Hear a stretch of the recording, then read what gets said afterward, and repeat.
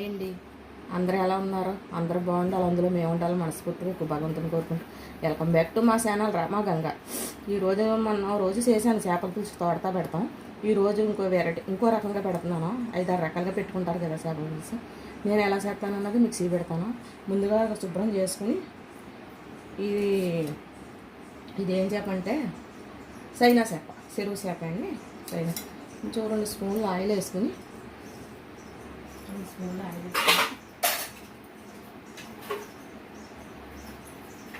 కొంచెం పసుపు కారం ఇందులో వేసేసుకొని కంచేపు ఇలా ఉంచేసి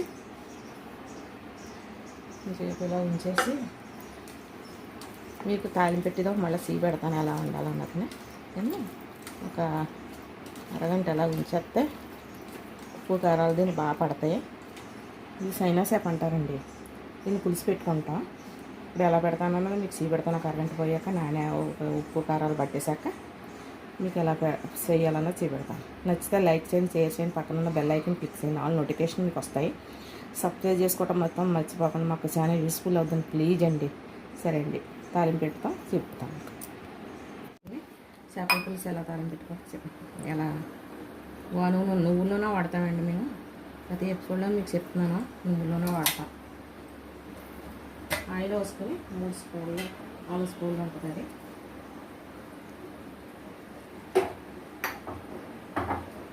ఆయిల్ బాగా కాగాక కొద్దిగా మెంతులు వేసుకుందామండి. కొద్దిగా మెంతులు. ఓకే,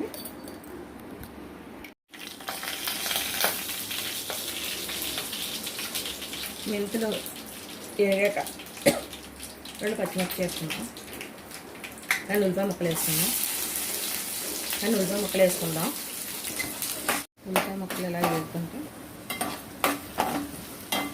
కొన్ని చేపలు ముక్కలు పేస్ట్ చేసుకోవచ్చు, అలా చేసుకున్నా పర్వాలేదు. కొంచెం ఉల్లిపాయలు వేసాక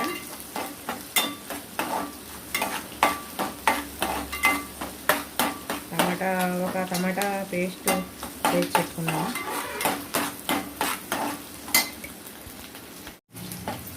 టమాటా వేసుకుందామండి. టమాటా ఒక కాయ పేస్ట్ చేసాను. కరివేపాకు వేసుకుంటా కొంతమంది, వేసుకునే వాళ్ళు వేసుకోవచ్చు, నేనైతే వేయను. ఇది కూడా కొంచెం పచ్చివాసన పోయేదాకా వేస్తాను. ఓకేనండి, టమాటా పచ్చివాసన పోయేదాకా ఇది వేస్తాం. ఓకేనండి,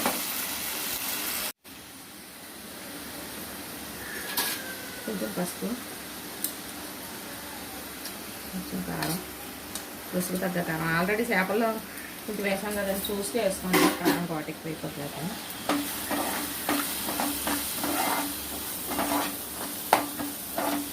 కొంచెం ఇలా ధనియాల పొడి జీలకర్ర పొడి వేసుకుంటారు. మనం ఆల్రెడీ కారంలో ఆడించుకునే ఇదప్పుడు వేసుకున్నామన్నా. నేను ధనియాల పొడి జీలకర్ర పొడి వేయను. గసగసాలు, జీలకర్ర, ధనియాలు, అల్లం వెల్లుల్లిపాయ పేస్ట్ చేసింది చేపల ముక్కలు ఉడికిటప్పుడు వేస్తాను. ఇప్పుడు వేయను. ఇప్పుడు కొంచెం వాటర్ వేద్దాం. ఒకసారి కారాలు వేగిదాకా నూనె పైకి వచ్చేదాకా.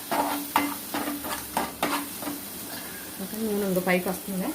ఇందులో ముందుగా తీసి ఒక ఉల్లిపాయ సైజు చింతపండు వాటర్,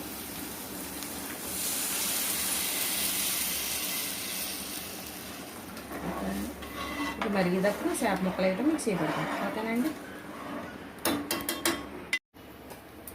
పులుసు మరుగుతుందండి. సార్ చూద్దాం.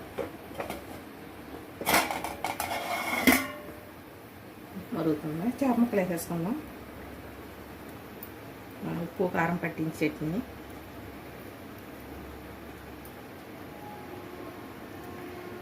గొర్రెలు వేసుకుంటే బాగుంటుందండి. వేసుకోలేకపోతుందండి, వేసుకోకపోతే క్లిక్ చేసేయండి. వేసుకుంటే టేస్ట్ బాగుంటుంది, కూరగా పడుతుంది.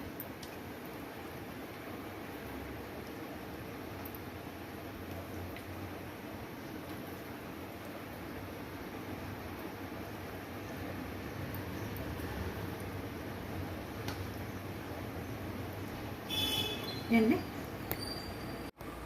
చేప ముక్కలు వేసాక కొంచెం చాయ్ వేద్దాం. ఇప్పటికి వేయలేదు కదండి.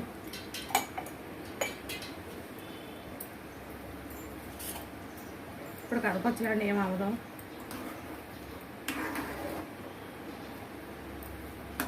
ఇది కొంచెం మరిగేటప్పుడు జీలకర్ర గరం మసాలా పేస్ట్ వేద్దాం. మీకు మళ్ళీ గరం మసాలా పేస్ట్ వేసేది ఒకటి పెడతాం. ఓకేనండి, కొంచెం మరగనిస్తాం. ఉడికినాయండి. గసగసాలు, అల్లం, వెల్లుల్లిపాయ, జీలకర్ర, ధనియాలు, దాల్చిన చెక్క చిన్నది, యాలకులు, లవంగాలు పేస్ట్ కింద వేసేసింది. ఇప్పుడు ఇట్లా వేసి చేపల పులుసులో వేసేస్తున్నారండి.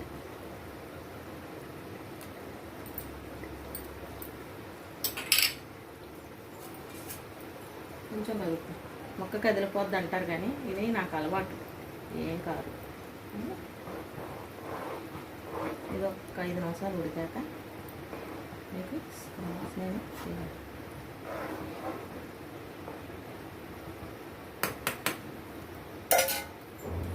కొంచెం కొత్తిమీర కూడా వేస్తాం. కొత్తిమీర ఒక 5 నిమిషాలు ఉడికాక మళ్ళీ మిక్సీ పెడతాను. ఓకేనండి, ఎలా వచ్చిందో చేపల కూర చూద్దామండి. స్టవ్ ఆఫ్ చేసుకుందాం.